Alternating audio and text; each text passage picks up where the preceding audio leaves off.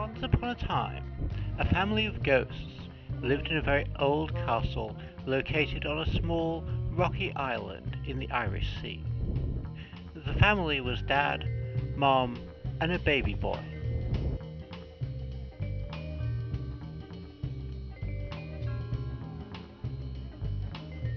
The baby was already quite a character, so long before his 18th birthday, the parents started thinking of how to get a separate place for him to live. One evening, they were talking again about their son's future. Every ghost must have his own castle. If we want to have a nice and calm life, it's in our best interest to find one for our son. I suppose we could research what's available in Europe, but as far as I know, our beloved relatives and friends already occupy all the real castles, even many of the fake ones. So I think it's time to look in Eastern Europe, maybe even in Asia. My uncle lives in Turkey. He's quite happy there. Not long ago, I went to his birthday party.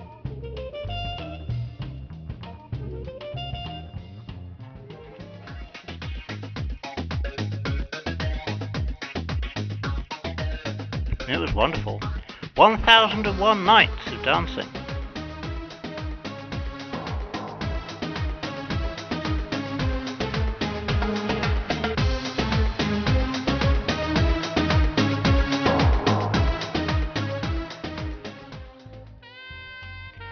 But then, I was so tired and sleepy on my way back home, somehow lost my way.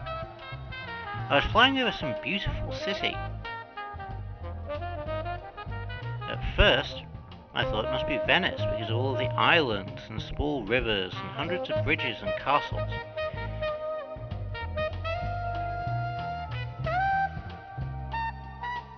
Then I saw great cathedrals and squares surrounded by yellow buildings with white colonnades and ancient sculptures, and decided it must be Florence.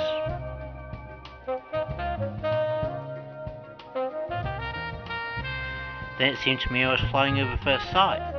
I mean, where else can you see a royal palace overlooking a large park with fountains and golden statues? But then again, there's no sea close to Versailles, and here there was one. So I flew down and read the name of the city. Peterhof. Am I in Holland? Surely not. It took me a while to realize that this must be one of the summer residences of the Russian Tsar, and that I'm actually near St. Petersburg. I spent the whole day in Peterhof, and after enjoying evening fireworks, decided to stay in St. Petersburg for a while. It occupies about 100 islands in the delta of the Neva River. I saw big ships cruising the river at night, passing the bridges that stayed open the whole night.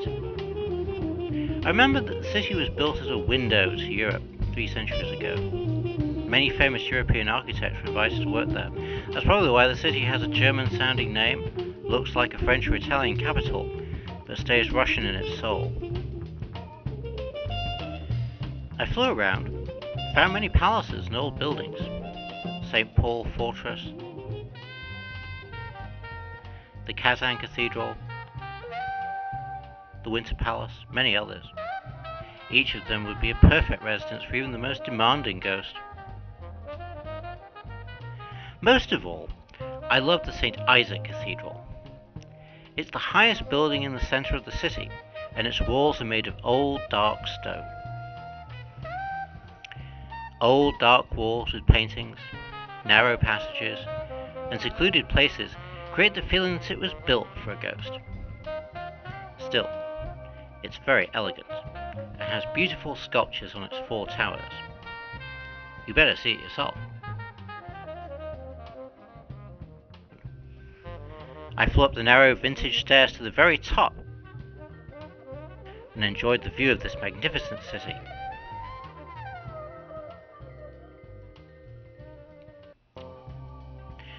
Another thing to consider is that the city has a lot to offer in terms of education for our son, and all our relatives will be extremely envious because of all the treasures we'll have there, starting with Egyptian sphinxes and medieval suits of armour.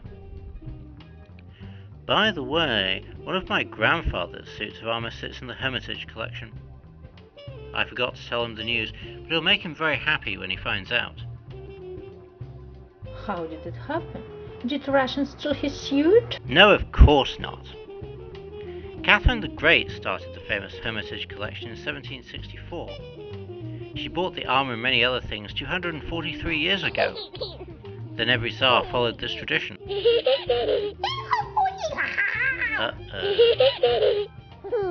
This is how he got rid of all his babysitters.